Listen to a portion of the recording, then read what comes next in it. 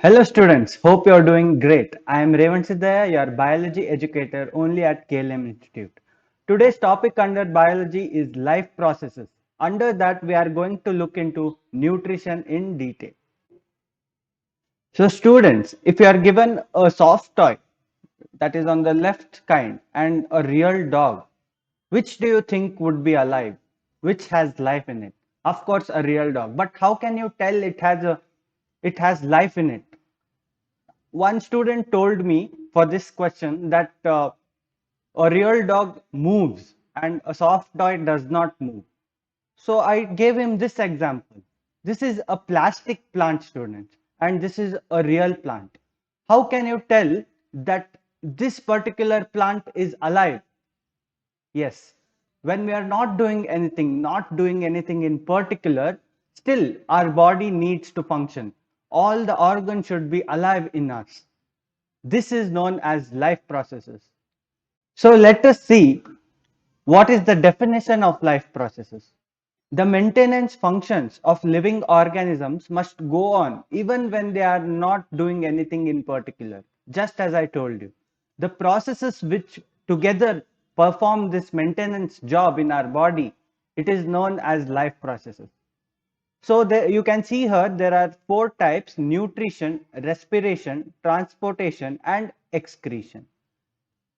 So they are all interrelated, students. You can see here the food we eat needs to, our body needs to digest it. To digest it, we need respiration. After respiration, when you get the energy, what you need the energy to be circulated in our body. And all of these three processes here happening releases a lot of waste. This is excreted by the body. It is removed from the body using excretion, students. Give your imagination wings. If you're willing to write something, what are you waiting for? Share your ideas and thoughts. Let your ideas reach out to millions. Get your articles published through our blogs for free. So today we are going to focus on one such life process that is known as nutrition, students. So you can tell very easily that where you get nutrition from. You are either a non-vegetarian or a vegetarian. If you are a vegetarian, you get it from a plant source. If you are a non-vegetarian, you get it from a meat source. How do these chicken and goat get their nutrition? They get it from plant, students. So where does plant get their nutrition from? These are known, I have labeled here, these are known as heterotrophs. That is you and all the other animals are dependent on others for their nutrition source. But plants make their own food. So let us see the definition for autotroph. An autotroph is an organism that can produce its own food using sunlight, water, carbon dioxide, or other chemicals. So, an best example for this is all the plants around you. So, student, the basic element which life stands on is carbon. That is why it's called an organic element. You can see carbon is obtained from carbon dioxide in the atmosphere. So how does plant take carbon dioxide? We will study that later. But it also needs water, students. You always water a plant, otherwise it dies. So it takes carbon from CO2 around the atmosphere. What does it take from water? It takes hydrogen, students. It takes hydrogen from water. This process is known as photosynthesis. So photosynthesis is a process where plant, you can call it autotroph. An autotroph takes carbon dioxide and water to form a carbohydrate. It takes carbon from carbon dioxide and H from water, and it makes a carbohydrate. Let us see the reaction here. 6CO2, that is carbon dioxide, students, and 12H2O, that is 12 molecules of water, But here are the catalysts. Chlorophyll is a must, student. Without chlorophyll, this reaction does not take place. And also, plant requires sunlight to prepare its own food. So what is its food? It's a carbohydrate. You can see here the simplest form of carbohydrate is glucose. It is a simple carbohydrate. It also produces oxygen and it releases some amount of water vapors in the air. You can tell photosynthesis occurs in three steps, basic three steps. Absorption of light by chlorophyll, the conversion of light energy into chemical energy. Why is this chemical energy required? To split water molecules into hydrogen and oxygen. So after that, reduction of carbon dioxide into carbohydrate. You can see all of this is happening in this particular reaction written here. So let us see the structure of leaf to understand how does it capture light molecules or light energy from the sun. Leaf, if you cut a cross section, if you cut it into small pieces, you can see this structure under the microscope. That is, you can see all these cells. That is, the top layer is covered with waxy cuticle to prevent with water loss, and upper epidermis, which is a bit thick layer, but it does not contain any chloroplast cells. Here are the chloroplast cells. What are these chloroplast cells? These contain chlorophyll in them, which absorb light energy to pass on to the leaf and make chemical energy out of it. How does it take carbon dioxide from the atmosphere? There are cells known as stomata or stomatal pore openings in the leaf. You can see here. Here you can see the guard cells. That is, you can see an air passage inside the leaf. So these are the same ones zoomed up. These are the same guard cells which you have seen. And these guard cells help the leaf to absorb all the carbon dioxide from the atmosphere. How does it do? How does it open and close? See, here it is an open stomatal pore. Here it is a closed stomatal pore. So when you water the plants, it takes up the water and guard cells absorb it. It absorbs and swells. When it swells, the guard cell swelling can lead to stomatal pore opening. And again, when it is dark outside or it does not require to prepare food, it closes. That is, it loses water and stomatal pore is closed. So just glucose is not necessary for a plant's growth. It also needs all these elements: nitrogen, phosphorus, iron, magnesium, and so on. There are so many other small elements, micro elements. Where does the plant get it from? Yes, it gets it from soil, students. You can see when you are planting a sapling or a seed, you plant it in a soil rich with all these nutrients. Also, you get NPK fertilizers. These are nitrogen, phosphorus, and potassium fertilizers. These help in the growth of the plant.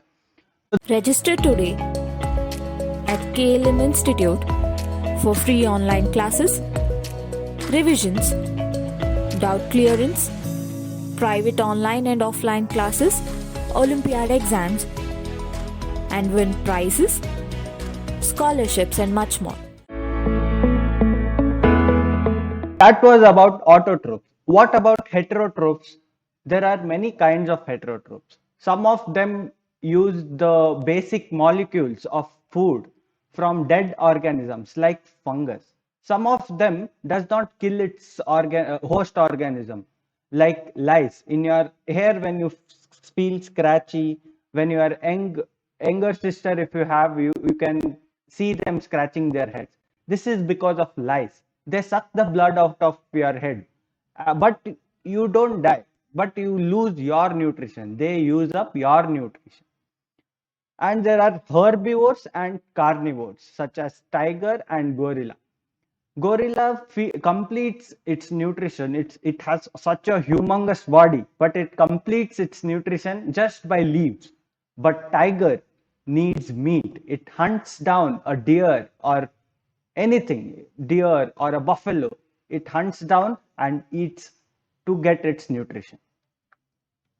So there are also single-celled organisms, students.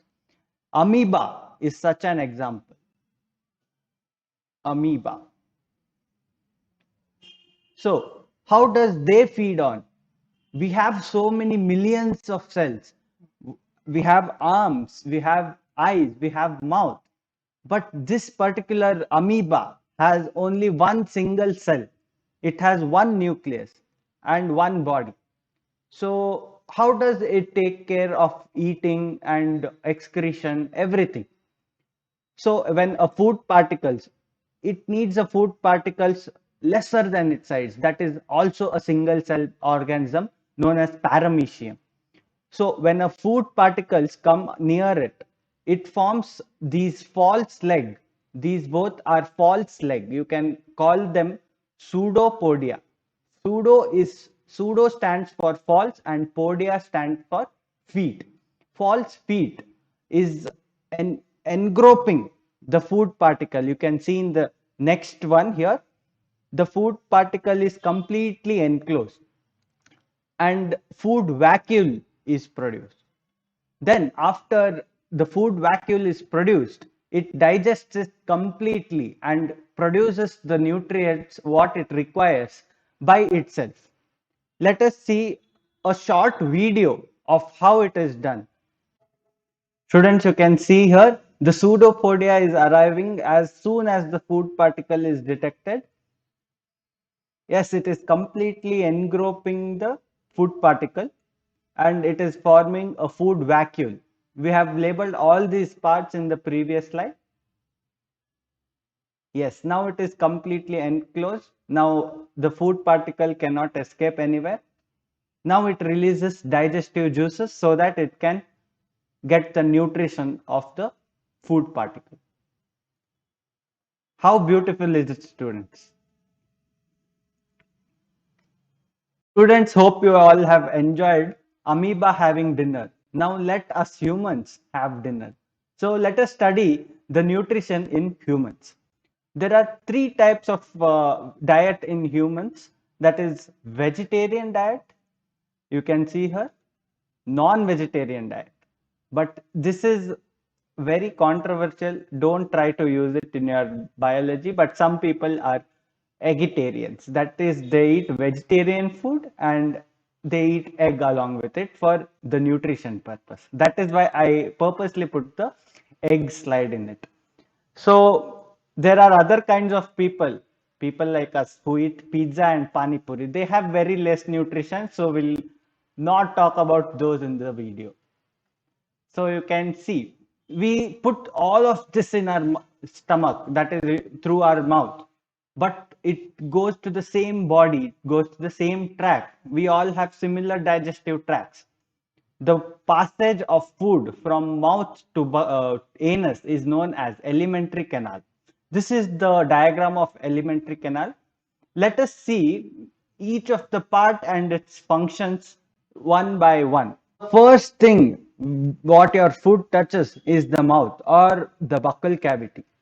It produces something called as saliva, which contains salivary amylase enzyme. This enzyme helps us break down starch into simple sugar. The digestion happens from mouth only, students. It starts from mouth itself.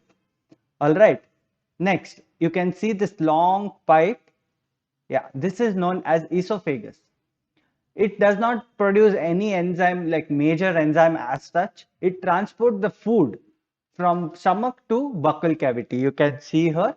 You can see the table along with the diagram as I tell you. The next entering the food is stomach. So stomach is a very important muscle or gland in our body. It produces hydrochloric acid. It produces pepsin. It produces mucus. So why does it produce hydrochloric acid? Yes, it breaks down any bacteria in the food. Also, it breaks down the protein which is taken in our food. It provides the activation site for pepsin enzyme, students. If the pH of the stomach is not acidic, pepsin does not work. So to control this pH, it produces mucus. So all these three are producing by stomach itself. It is a controlling center by itself, students. Then the food particles go through a sphincter muscle, which lets slowly when like your door, it opens close. When it opens, it lets some amount of food into the intestine. Next comes the small intestine, students. You can see small intestine. It is very large. That is, it is very long, students. Not the thickness of it, but the length of it. It is very highly coiled, and it is as long as you, maybe longer than you sometimes. So the intestinal secretions, the enzymes which it produces are intestinal secretions of liver and pancreas. They all come into small intestine, students. Small intestine is responsible for digestion of carbohydrates, proteins, and fats. What does it convert it into? See, this is very important. Carbohydrates is converted into glucose, which is very simple to digest. Proteins are converted into amino acids, students. This is very important for our health. Then fats are converted into fatty acids or glycerols. You can see all these three happen in one small intestine. So it might be the most important part of our digestive system. Also, the next food particles goes into large intestine. It receives all the undigested food, and it removes water from it. It absorbs water from it and provides to the body. There are two more very important parts which we left out in the first slide because we would lose the track. Liver and pancreas. Liver produces bile juice. Bile juice is very necessary to break down fat globules. Why do I tell this? Bile juice breaks down large globules of fat. You can see here.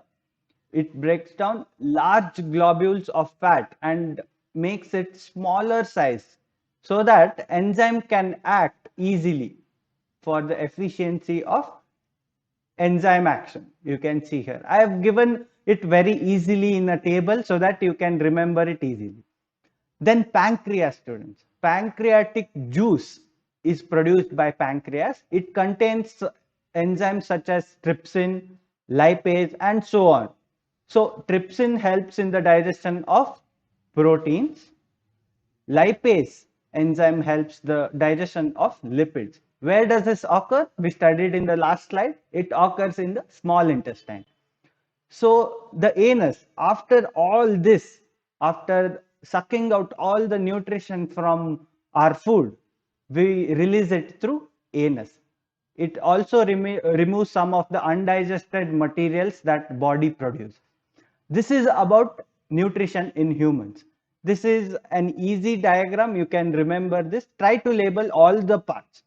So students, hope you have all understood nutrition part of life processes, and the other life processes such as respiration, transportation, and excretion will be put. The links will be in the description. Please check the links and study well. Thank you, students. Hope you have a great day.